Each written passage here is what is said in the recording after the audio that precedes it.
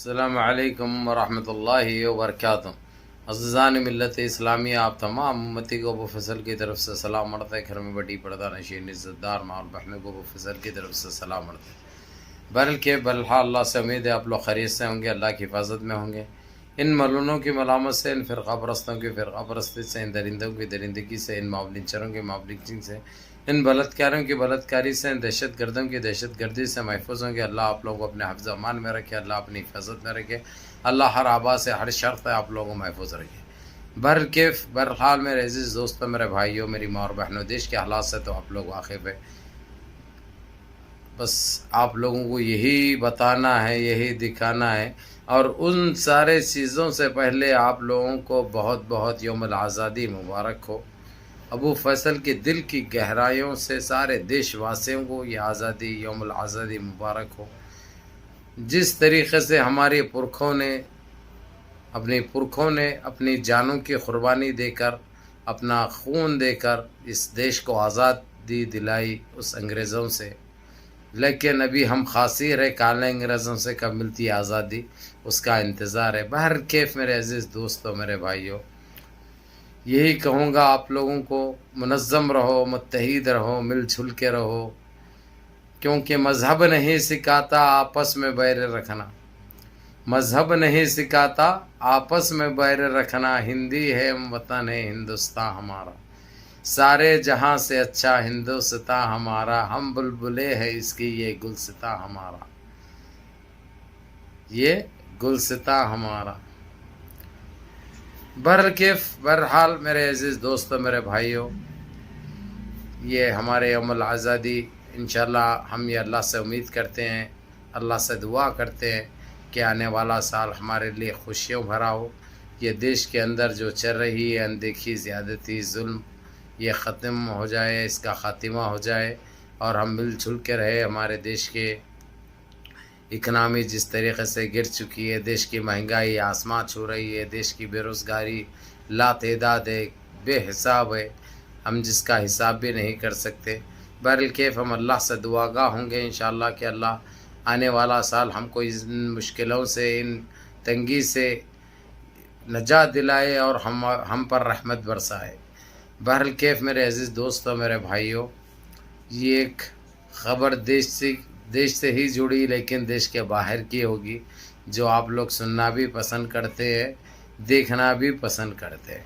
بہرکیف آپ لوگوں کو اچھی طرح پتہ ہے جس طریقے سے انہوں نے اندیکھی کی تھی، زیادتی کی تھی، اپنی طاقت کی بنا پہ کمزور کے ساتھ جو آزمایا انہوں نے طاقت کو اپنی، وہ سارے چیزوں پہ لگام لگا دیا ہے سپریم کورٹ کے سپریمو چیف جسٹس CJI چندرچوڑ صاحب نے۔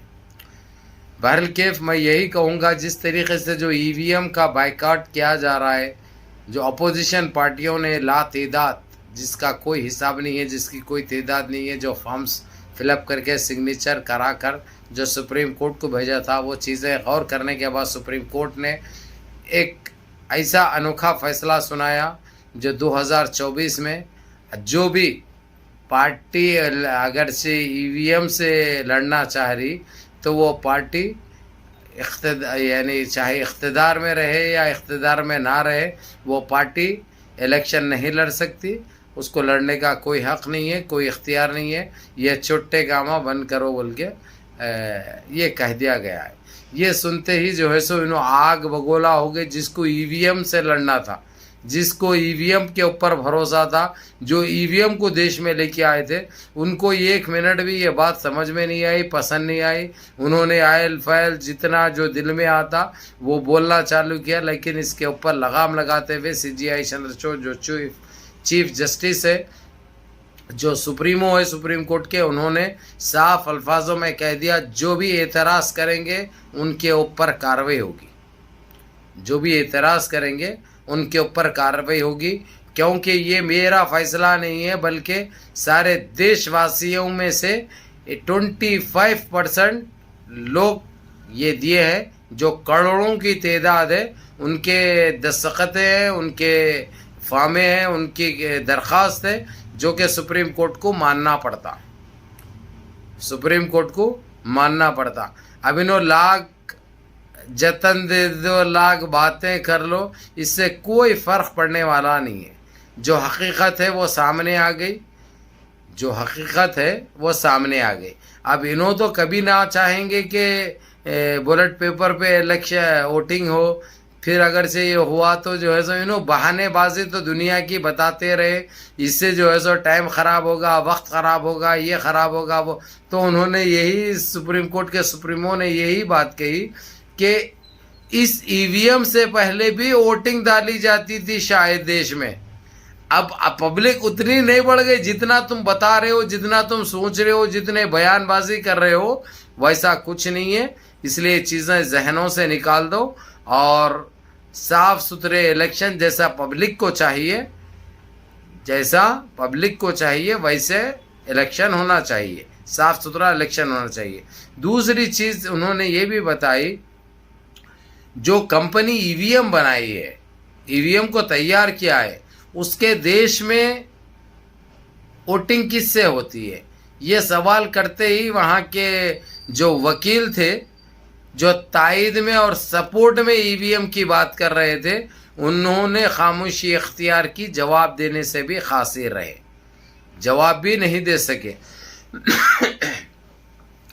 تو میرے عزیز دوستوں، میرے بھائیوں، میری ماں اور بہنوں، یہ ایک عظیم کامیابی ہے، یہ بہت بڑی کامیابی ہے جو آپ لوگ اندازہ بھی نہیں لگا سکتے. اور یقین مانیے ہمارے کئی ایسے دیش واسی ہیں جو ای وی ایم کے خلاف تھے، ای وی ایم کے اوپر جس طریقے سے جو الزام جو لگتے ہوئے آئے، الزام کیا، وہ ایک حقیقت، وہ ایک سچائی ہے، وہ ثابت بھی ہو گیا. اور وہ جو بنائی وہ کمپنی خود یہ بھی بتا دی ہے کہ یہ جس کو چاہے موڑ سکتے ہیں. مثال کے طور پہ ووٹ اگرچہ ہم AIMIM پہ دبا رہے ہیں تو وہ جو ہے سو جائے گا کانگریس کے ہاتھ، اگرچہ کانگریس سیٹنگ کرا کے رکھی تو سیدھا ہاتھ کو جائے گا. یہ ساری چیزیں بتائے گئے، بتانے کے بعد پروف کے ساتھ کہ وہاں کے جو کمپنی جو بنائی تھی وہاں پر کمپنی کو جا کر اس کے سارے دستاویزات لے کر آئے اور ان لوگوں کا بیان لے کے آیا گیا.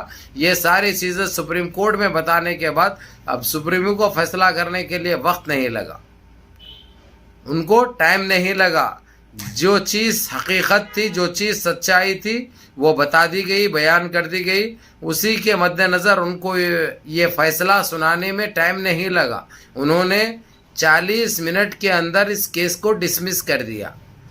حالانکہ یہ لوگوں کو ایک امید تھی کہ کسی طریقے سے ہم یہ 2024 کا الیکشن ٹالے، جب تک CJI چندرچوڑ صاحب جو سپریمو ہے، سپریم کورٹ کے چیف جسٹس کا ریٹائر ہونے کا بھی ٹائم آ جاتا ہے ان کا. جو کسی طریقے سے یہ چیز کو ٹالنے کی بڑی کوشش کی گئی جو کہ ناکام ہوئے. بہرحال میرے عزیز دوستو، میرے بھائیوں، منظم رہیے، متحد رہیے، اپنی صفوں میں اتحاد بنائے رکھیں، نمازوں کی پابندی کریے، ماں باپ کی خدمت کریے، بڑوں کے احکام پہ عمل کریے، اور اپنے اس بھائی کو بھی دعاؤں میں یاد رکھیے.